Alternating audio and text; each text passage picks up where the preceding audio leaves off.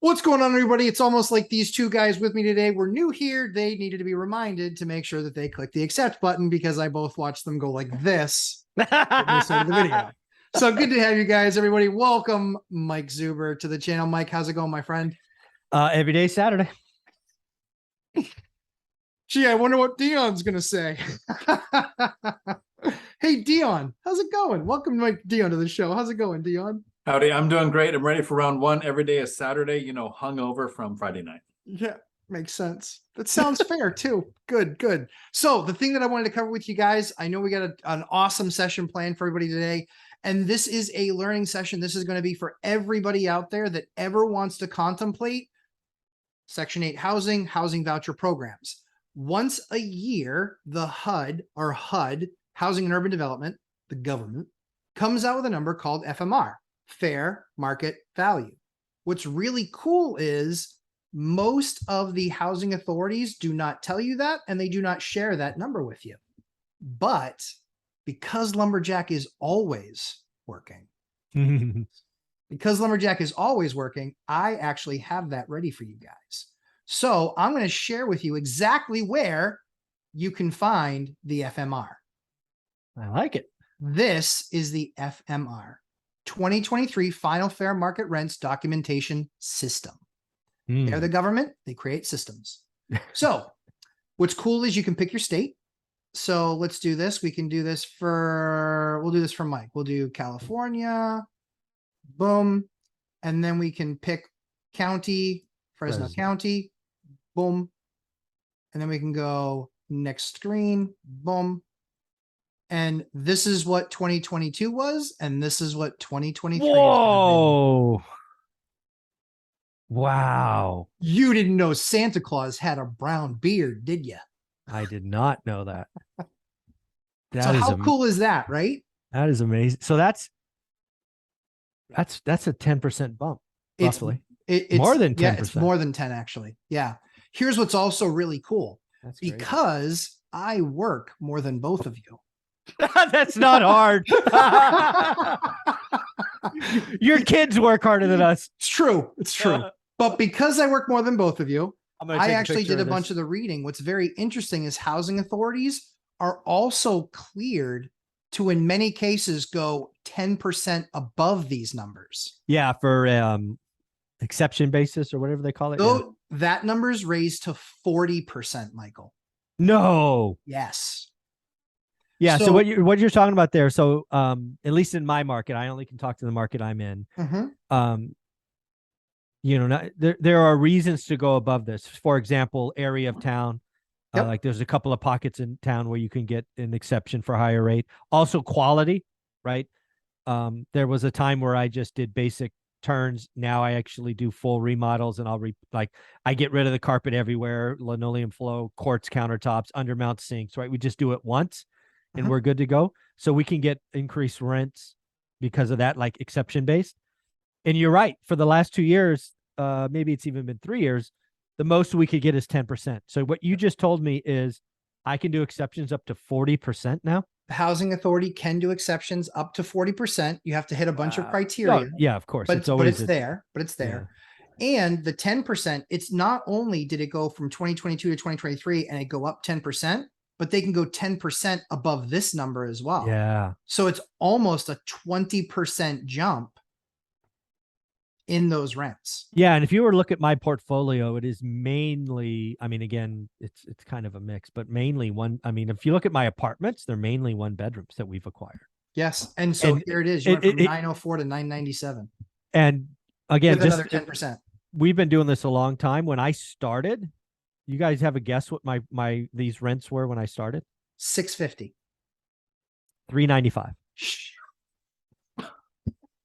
My first Section 8 rental rents on one bedrooms were $395 I think it was $397 actually. Holy Toledo. Yeah, sub 400. Wow. And I've had tenants in the building since then, right? So it's what was really interesting for me, Mike, in looking at this one, because I hadn't looked at yours yet, but my 4s went to 2,400 and my 5s went to 2,700. Jeez. 27. There's Go ahead, Dion. There's a big jump between 3-bedroom to 4-bedroom, 4-bedroom to 5-bedroom. Yes. A lot larger than the scale between 1 and 2 and 2 and 3. There are, Yeah. because there's a lot more inventory in these numbers. But I thought this, I mean, I just, in the interest of full disclosure, I had heard about this and I was able to find it. And I was like, holy cow.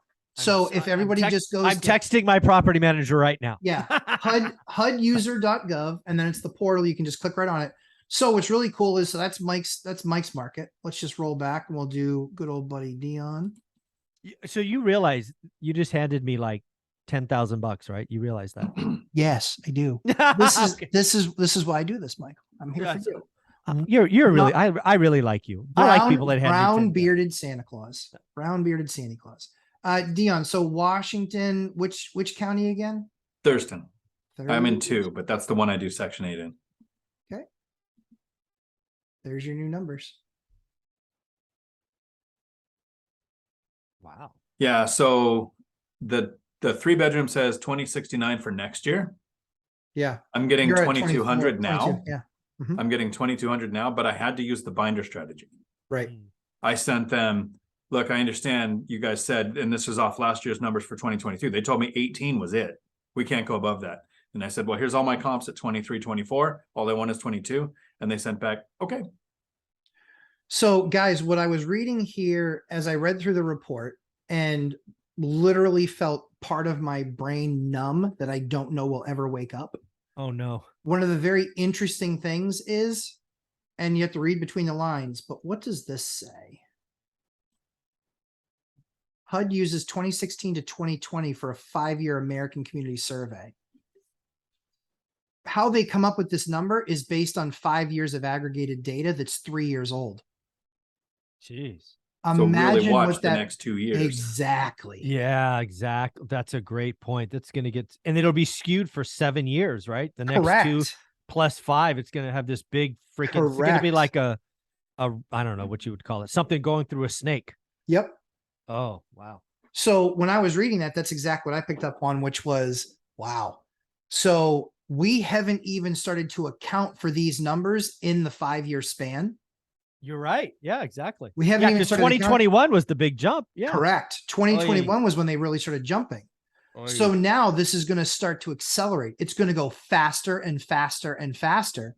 We're going to get 21s, 22s, 23s. Yeah. Like Section 8 could actually has a chance at getting to market or more. Yeah, what you're showing there is in a lot of markets, Section 8 is either the floor or the ceiling, right? So yeah, most markets it's the floor. So you're going to see that push up. And again, I believe this is true. I think this is a year old. I think Biden added money to the Section 8 program, housing. I forget what it's called. Yeah, so it's called something else. The emergency voucher program. Yeah, something he like did, that. which was, and the emergency voucher program was interesting, but also in this wonderful report written by the giveaway administration, they have created 200,000 more vouchers for fiscal year 23. This is what pisses me off. This actually annoys me. Yes. There are, at least in my market, I can't speak to all markets. There are people with vouchers. And when you have a voucher, you have 1 year to use it.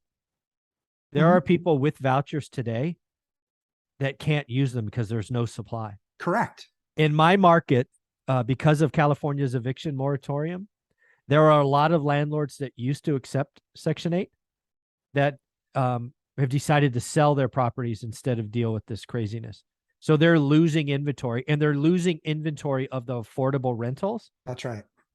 Right. There's still Airbnbs and there's still all these luxury stuff, but the affordable rental is very quickly becoming a unicorn. Yes. And more vouchers feels good in a press release, but it helps no one. We need more supply. So agreed. But the only time that the voucher, that level of expansion helps is when the number also drastically goes up with it as far as what they're willing to pay.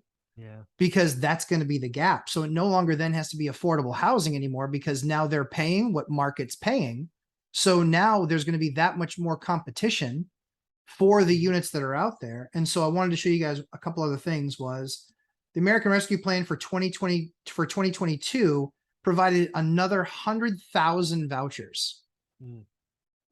The president's 2023 plan is 200,000 more vouchers. Wow. That's a lot of vouchers. Again, it's this is the whole classic government is playing with demand, not supply. Correct. This is the same thing with affordable housing. This is the same thing with Bank of America zero down. This is the same thing with tax credits. We're all fixing demand. We're not fixing supply. That's right. That makes me mad if you can't tell. I completely understand. Because, I mean, again, it's going to change the landscape, right? But it does make it where, you know, again, the conversation I've had with the two authorities that I work with, two Section 8 authorities or housing voucher programs I work with is, guys, I can't make up for it.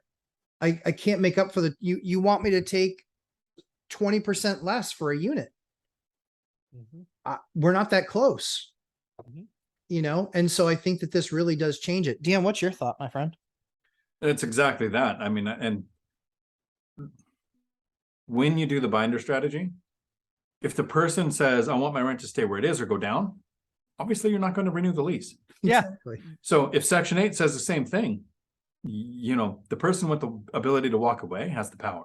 100%. We can walk away. The demand is there to not use them. That's right. And the second flaw in the whole system is the lack of education. Yes. A lot of people think of Section 8 because Section 8 isn't trying to advertise or market to anybody in any way other than low-income housing. And those are two completely separate things. With low-income housing, you get a very different tenant base because your property attracts the tenant, Right. not the way that they pay for it. There are people like Joe SMO who do Section 8 in Washington, D.C., 5-bedroom houses, getting over $5,000 a rental. That's not low-income housing. That's fixed income housing. It's That's fixed right. income, right? I would say that I would say more than half, certainly 40%. Let's be fair. 40% of my Section 8 rentals are people on Social Security or a pension or something of that nature. Yeah. They're just fixed income. Yep.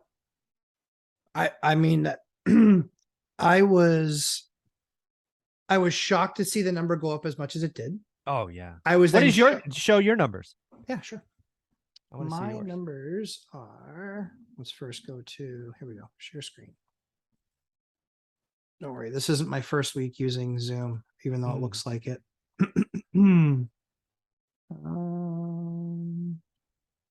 If you weren't ready, it's okay. I'm sorry. No, you're good. You're good. You're good. It's all fine.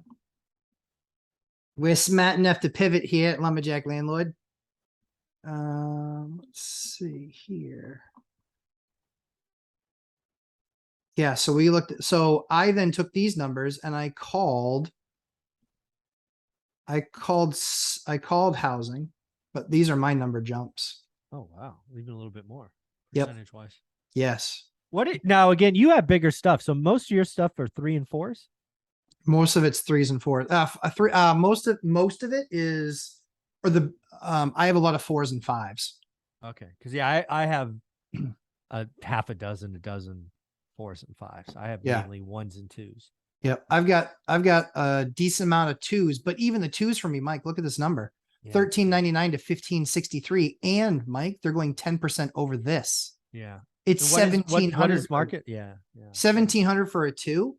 Okay. I just started this year getting 17 and 18. So they're getting really close. Yeah. It made with this plus 10% on 2s and 3s, like the number gets nuts. Yeah, the number gets nuts. So as I'm looking at this, but then next year, so they can go 10% over this. So it's like 2250 for a 3. Yeah. That's about market. Maybe it's right around market.